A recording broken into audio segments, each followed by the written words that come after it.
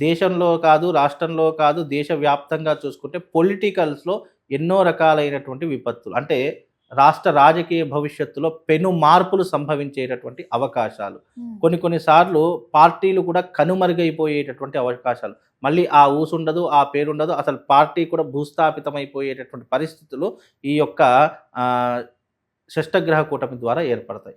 అందులో చంద్రుడు కూడా ఉన్నాడు కాబట్టి ప్రేమ వివాహాలు ఎక్కువగా అయిపోవడం. అంటే పెద్దలు కుదిరించిన వివాహాల కంటే ప్రేమ వివాహాలు అధికమైపోవడము. హ్మ్. వెంటనే మోసపోయేటటువంటి లక్షణాలు ఏర్పడడము.